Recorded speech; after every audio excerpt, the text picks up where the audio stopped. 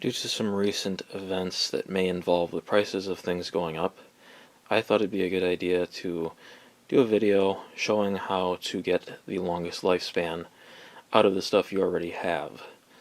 And in this video in particular, I'm going to be talking about air conditioners, and this will also apply to dehumidifiers.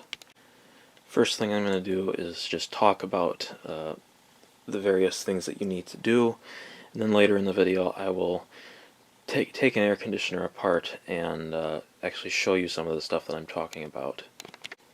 There are a couple of things that are very important when it comes to keeping these running as long as possible, and first thing is keeping them clean.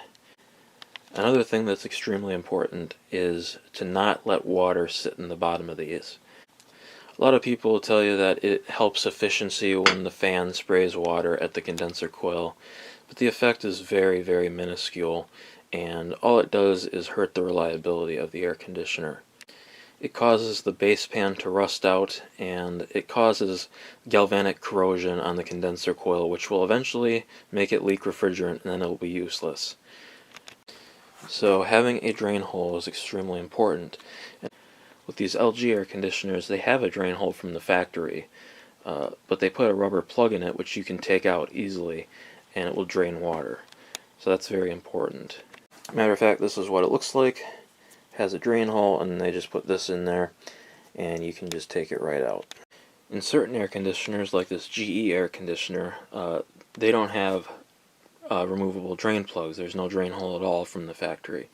So what you have to do is drill one. You can see I drilled one right there, and with this one I put one on each side because the base pan was getting rusted out, and I don't want this thing to leak refrigerant. And that's a very common problem with these in particular, is the galvanic corrosion that takes place and causes it to lose its refrigerant. So it's very important to put a drain hole in these. And with this one, I had to loosen the condenser coil from its mounting points and lift it up and get it out of the way slightly so I could drill those holes and I wouldn't hit any refrigerant lines with my drill bit. So I had to unscrew this that shroud in there that goes around the fan blade for the condenser coil, and I had to remove the screws at the bottom of the unit that hold the condenser coil in place. There's one underneath there, underneath that cover, and then there's another one on that side, which you also can't really see, but it's underneath the cover. And yeah, that's the most important thing you can do with these. And I made sure to drill the drain holes at the lowest point in the base pan. And one of the most basic things is keeping the filter clean. Now, it goes beyond that. You also have to keep the condenser and evaporator coils clean. This is going to be a little bit more involved than cleaning the filter, but it's still very important to the lifespan of the unit. The first thing you'll want to do is, of course, take the covers off of it. You want to take the front panel off, and in this case it's held on by a couple screws, and it also clips on. That will vary depending on the unit that you're taking apart.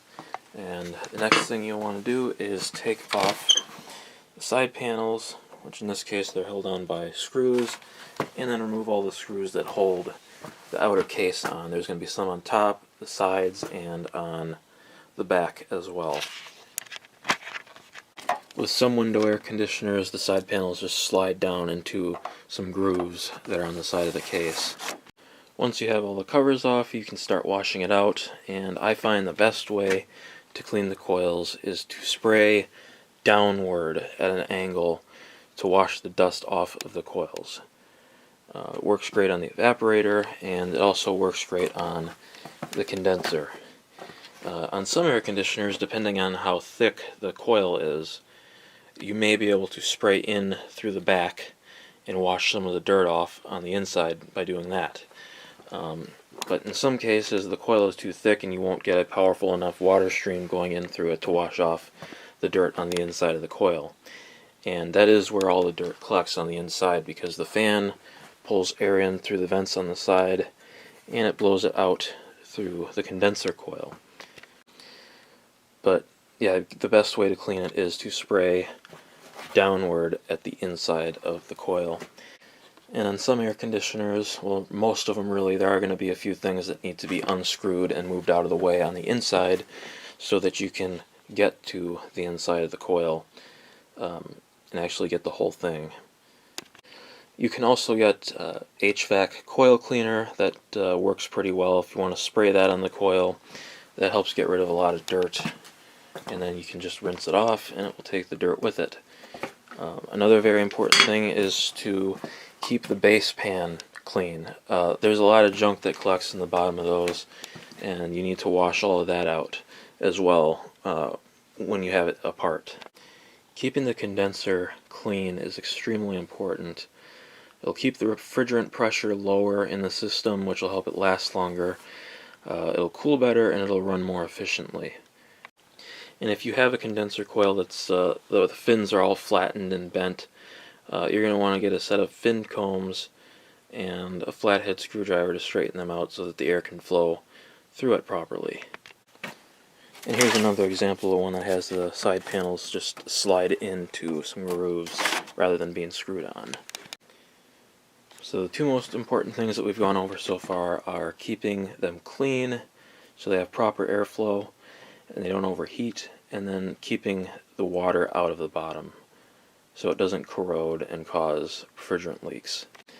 Doing both of those things will help the air conditioner last a long time. And another thing that's very important is when it's very hot outside, you don't want to just run the fan on low. The indoor blower and the fan for the condenser on the outside are connected to the same motor. So if it's really hot outside, you're going to want to have this at least on medium or high, which would really be the best, to keep as much air flowing through the condenser as possible, which will help the compressor run cooler and keep refrigerant pressures lower. That will also extend the life of it. And let's talk about dehumidifiers for a second.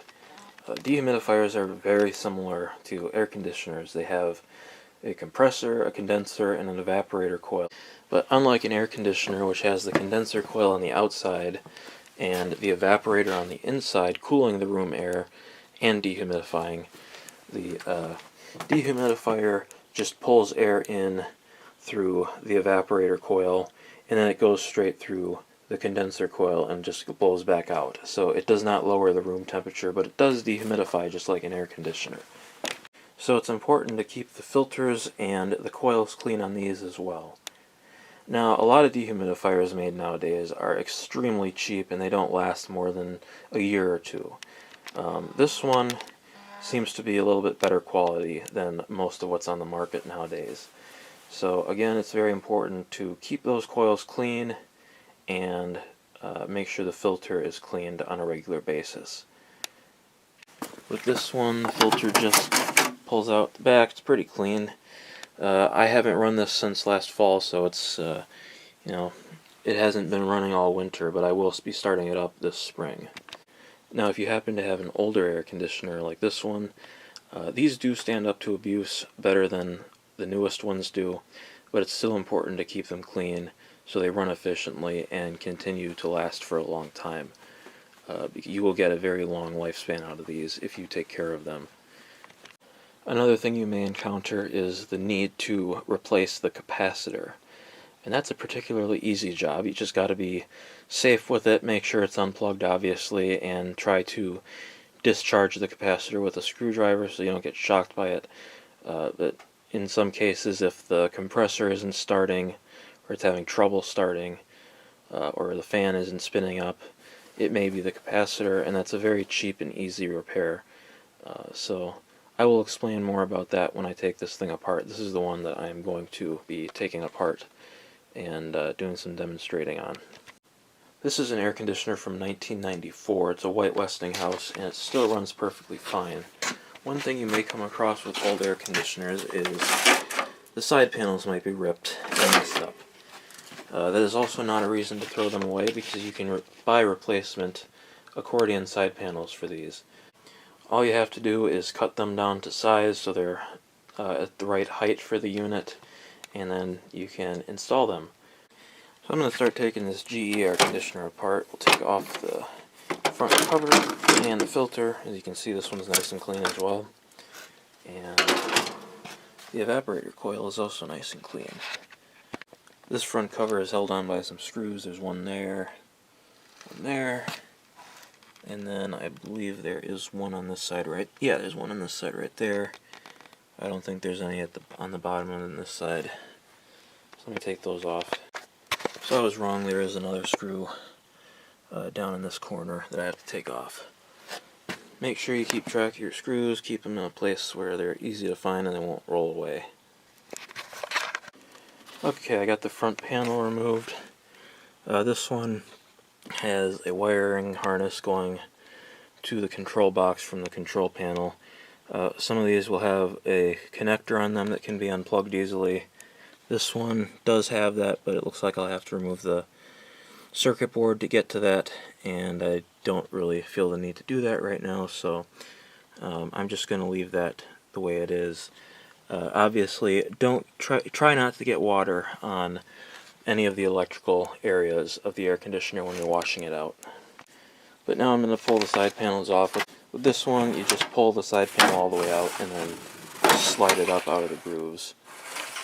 And in this case, there's an extra piece that has to come out as well. So I've got that one off. I'm going to do the same thing with the other side.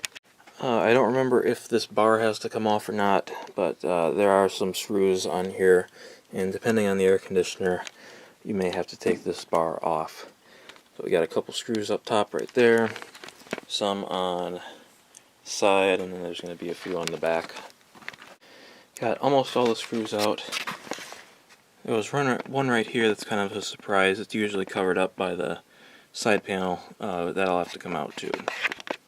And now the cover is off. Let me get my light. I wish there was better lighting over here, but I can't really move this right now because I wrecked my back the other day, so it's just got to stay over here.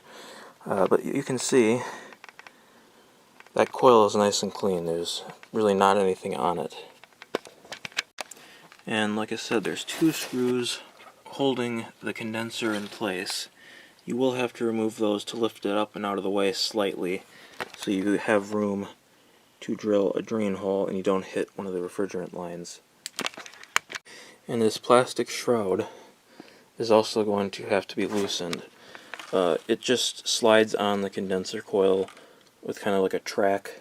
Some of them screw on, so you're going to have to remove some screws on the side of this piece of plastic on both sides. In this case, we would have to remove that screw down there, and then there's another one on this side that'll have to be taken out.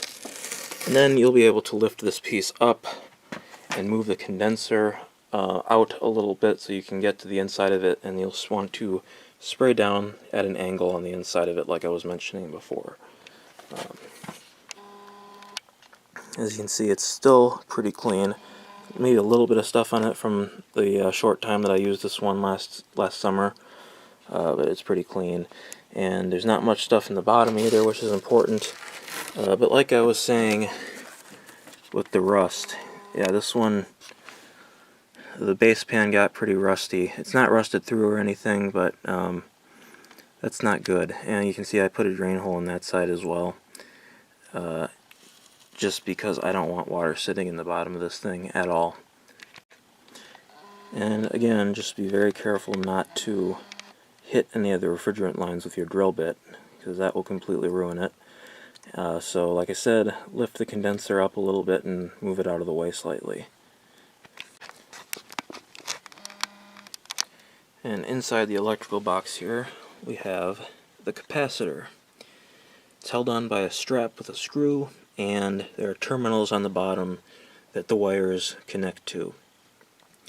It's really not difficult to replace. Just keep track of the wire colors and make sure you don't get shocked by discharging it, and obviously make sure the air conditioner is unplugged before you even start taking it apart.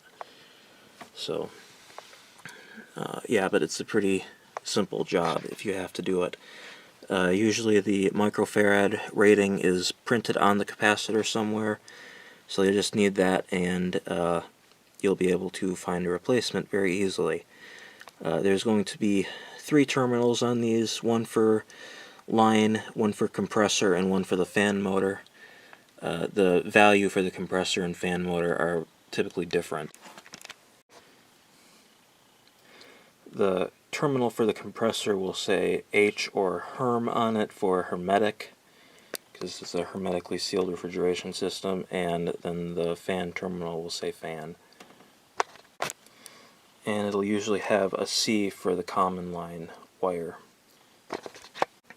Some air conditioners are even easier to work on, like this Sharp from the 1990s has a slide-out chassis, so you just take the front cover off, take some screws off the outside of it, and the inside will just slide out of the case. Depending on the air conditioner, if you can't access the capacitor easily but just by taking the outer cover off, you may have to take some panels off the inside. Like in this case, if I couldn't access it from that side, or if it was too hard to access it from the side, I would take this cover off of the electrical box. So I hope this video was helpful and it saves you some money and keeps your air conditioner running for a long time.